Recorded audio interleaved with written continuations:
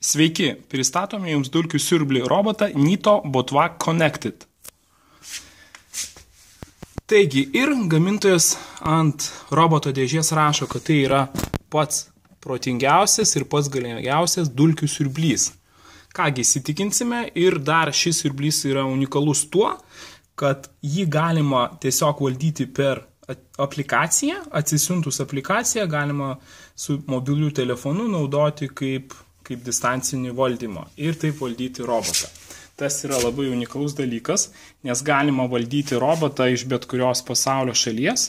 Svarbu, kad jūsų valomoje patalpoje būtų belaidis Wi-Fi ryšys ir taip tiesiog robotas suporuojamas su Wi-Fi ryšiu ir aplikacijos pagalba galima tiesiog įjungti robotą, nustatyti bet kokį režimą ir robotas pats išvalys patalpą, grįš į savo bazę ir stovės bazėje. Taigi tikrai unikalus ir patogus dalykas. Šiandien aš jį išbandžiau, šitą valdymą, ir tikrai jis kuo puikiausiai veikia. Tai reiškia, su mobiliu telefonu galėjau įjungti robotą, būdamas visai ne namuose, ir tiesiog robotas įsijungė, veikė, išsiurbė ir grįžo į bazę. Tai tikrai unikalu ir manyčiau labai naudinga. Taigi, kas yra gamintoje dėžutėje? Yra visų pirmiausia dulkių siurblys Nito, taip pat yra pridedama magnetinė juosta, kuri neleidžia robotui siurbliui kirsti jos, taip galima apsaugoti tas vietas, kur nenorima, kad eitų dulkių siurblys. Arba, pavyzdžiui, padėti ant laiptų, kad dulkių siurblys tiesiog nenukristų nuo laiptų. Taip pat yra vartotojo gidas ir pridedamas dar atsarginis šepetys. Jis labiau skirtas yra surinkti įvairiausius plaukus, šaunų ar kitų naminių gyvūnėlių plaukelius. Ir dabar yra siurblėje tiesiog uždėtas kitas šepetys. Štai taip. Jis yra toks. Jis su šituo šepečiu siurblys dirba kažkiek ir tyliau.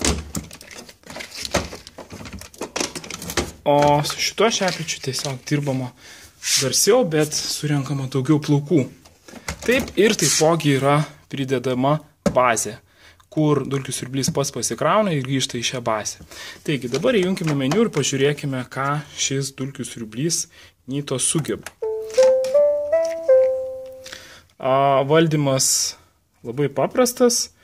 Yra dvi pagrindinės funkcijos, kaip ir kitose Nito siurbliuose. Tai reiškia spot mygtukas, kurį paspaudus siurblys išvalo 2 kvadratinius metrus aplink. Ir yra mygtukas valyti namus, tai paspaudus jį, robotas valo visus namus, tol kol išvalo ir tik tada grįžta į savo bazę. Taigi, mes matome ekranėlį.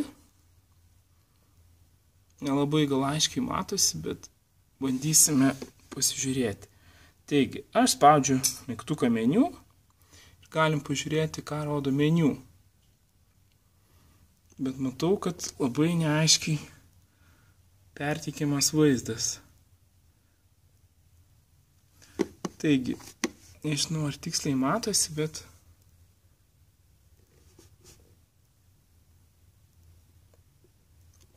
kažkas geriau.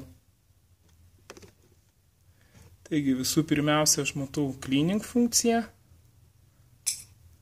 Toliau yra schedule programavimas, galima užstatyti ir suprogramuoti siurblį bet kurią savaitės dieną, kad jis įsijungtų automatiškai, išsiurbtų ir grįžtų į savo pakrovimo bazę.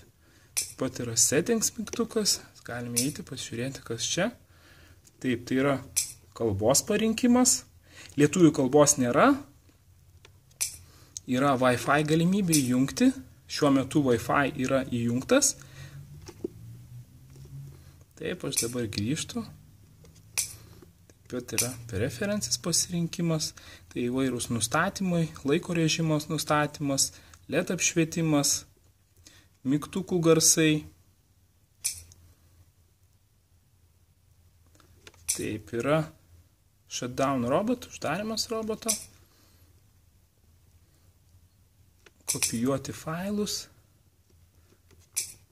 Taip, about, usage info. Pateikiama visa informacija. Taigi, o dabar tiesiog pažiūrėsime, kaip tas dulkių siurblys veikia ir išbandysime. Na, pirmiausia, mes spaudžiame mygtuką, surinksiu visus įrankius, kad jie nesimaišytų. Pirmiausia, spaudžiu mygtuką valyti namą. Taip.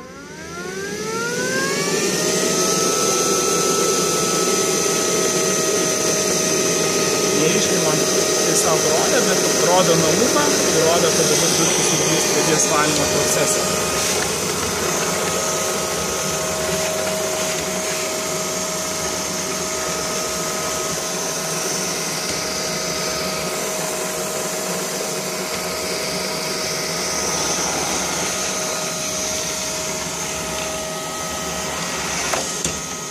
O, atsitrenkė į kliūtį.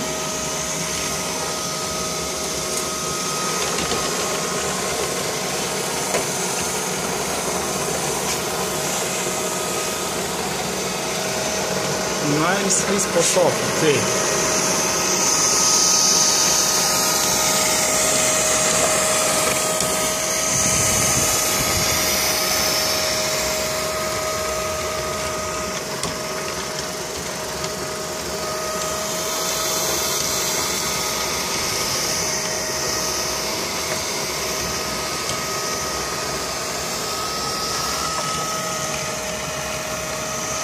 Na ką, pasofą išvalyti reikės tikrai labai naudinga.